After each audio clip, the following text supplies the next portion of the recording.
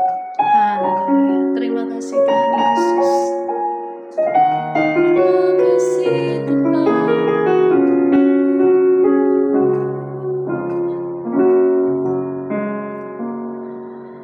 Bawaku ke gunung kudus-Mu, di tempat kediaman-Mu. Biar kemuliaan-Mu melingkupi hidupku, dan jiwaku kan dipuaskan. Hanya dekat-Mu, itu yang ku perlu.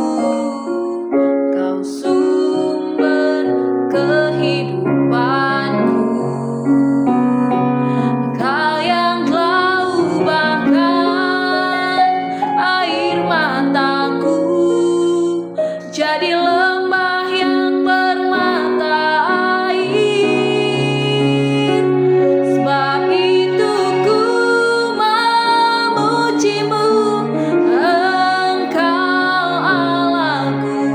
Mulutku kan selalu puji-Mu, dan angkat tangan sembah-Mu, tinggikan nama-Mu, Yesus, kemuliaan bagi-Mu.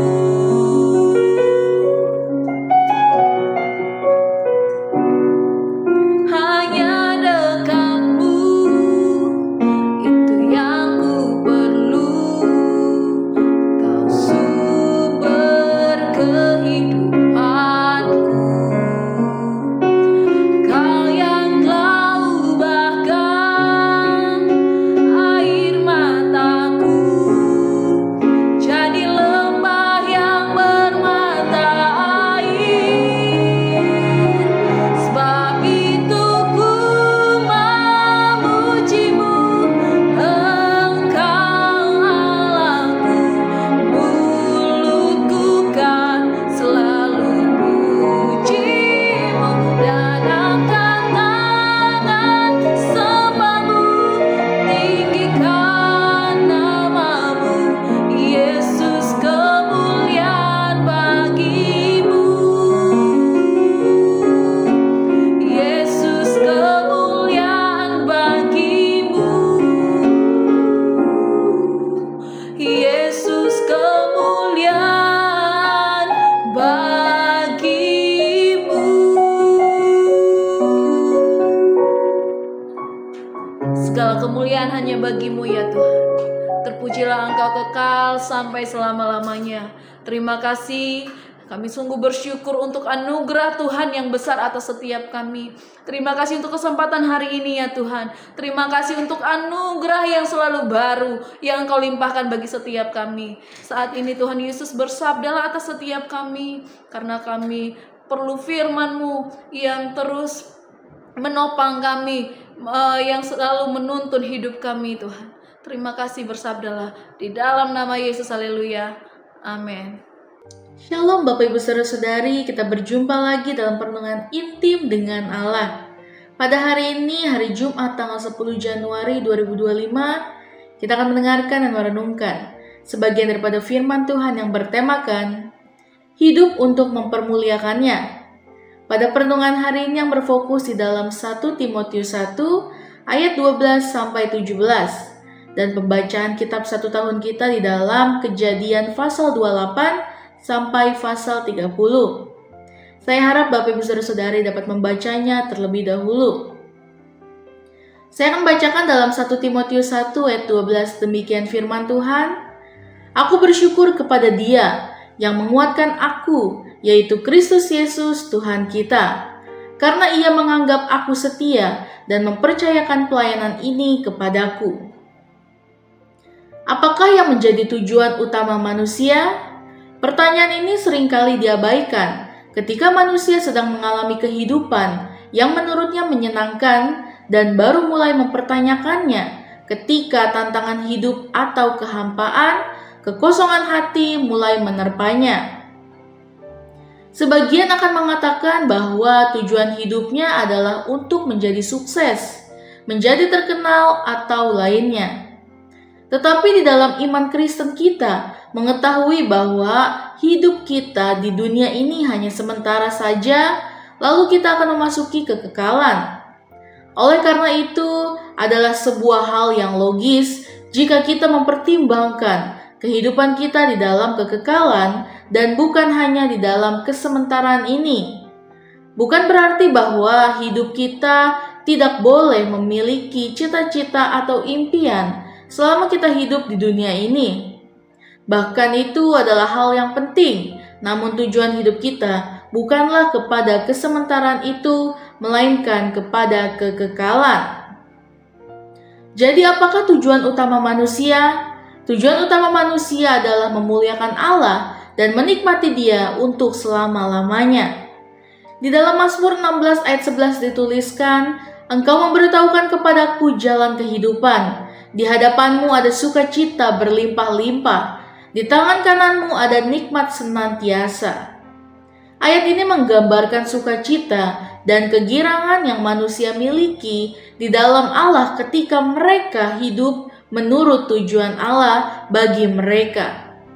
Demikian juga sebagaimana yang terdapat di dalam 1 Timotius 1 ayat 12-17, di mana Rasul Paulus mengungkapkan rasa syukurnya kepada Yesus Kristus yang telah mempercayakan dia untuk mengabarkan Injil, meskipun masa lalu dari Rasul Paulus adalah sebagai seorang penganiaya dan orang berdosa.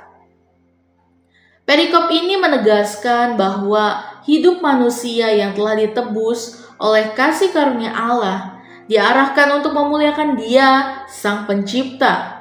Kehidupan manusia pada hakikatnya adalah sebuah refleksi dari kemuliaan Allah. Manusia sebagai gambar dan rupa Allah atau imago Dei dipanggil untuk hidup dalam ketaatan dan mengarahkan segala aspek kehidupan untuk menyatakan kebesaran Allah Sang Pencipta. Rasul Paulus mengenali keberdosaan dirinya dan menyebut dirinya yang terutama di antara orang berdosa, namun ia juga menunjukkan bagaimana Allah melalui anugerahnya telah menjadikannya contoh dari kesabaran dan kemurahannya yang sempurna. Inilah yang disebut dengan sola gratia. Keselamatan hanya terjadi karena kasih karunia Allah, bukan karena usaha manusia. Hidup Paulus menjadi bukti bahwa anugerah Allah tidak hanya menyelamatkan, tetapi juga memulihkan manusia untuk kembali kepada tujuan semula, yaitu untuk memuliakan Allah dan menikmati Dia selama-lamanya. Tema kemuliaan Allah menjadi inti dalam perikop ini. Allah bukan hanya menyatakan kemuliaannya melalui ciptaan, tetapi juga melalui karya penebusan. Segala sesuatu yang ada di alam semesta diciptakan untuk menyatakan kebesaran dan betapa berharganya Allah, bukan manusia. Ketika manusia yang telah ditebus hidup sesuai dengan tujuan penciptaannya, hidup itu memancarkan kemuliaan Allah. Kesaksian hidup Paulus menekankan hal ini, hidupnya menjadi cermin yang menyinarkan kebesaran Allah, yang bahkan menggunakan bekas penganiayaan untuk pekerjaan besarnya. Bagi orang percaya, perikop 1 Timotius 1 ayat 12-17 ini mengajarkan bahwa setiap aspek kehidupan harus diarahkan kepada Allah dalam pekerjaan, usaha, ibadah, relasi, baik relasi dalam keluarga, relasi dalam lingkungan. Setiap kita dipanggil untuk menyatakan bahwa kemuliaan hanya milik Allah. Dengan demikian, hidup yang memuliakan Allah bukan hanya sebuah kewajiban, tetapi respon penuh syukur atas karya penebusan yang telah dilakukan oleh Kristus. Hidup ini seperti mencerminkan keagungan Allah kepada dunia, sehingga namanya dimuliakan di segala tempat dan zaman. 1 Timotius 1 ayat 12-17 mengajarkan bahwa hidup manusia harus diarahkan untuk memuliakan Allah. Hidup adalah cerminan dari kebesaran Sang Pencipta, di mana setiap tindakan dan tujuan manusia seharusnya menunjuk pada keagungan Allah, bukan pada kehebatan manusia itu sendiri. Sebagaimana Rasul Paulus yang diubahkan oleh kasih karunia Allah dari seorang penganiaya menjadi hamba Kristus, kita dipanggil untuk hidup dalam penyembahan, syukur, dan pelayanan yang memuliakan Dia. Dengan memahami bahwa kita diciptakan menurut gambar Allah, kita dipanggil untuk menjadi alat di tangannya, menyinarkan kemuliaannya di tengah dunia, dan mengarahkan segala ciptaan untuk memuliakan Sang Pencipta. Amin. Mari kita sama-sama berdoa. Bapa yang baik, terima kasih untuk pertolongan pada hari ini Tuhan. Bagaimana kami untuk hidup, untuk memuliakan Engkau ya Bapa.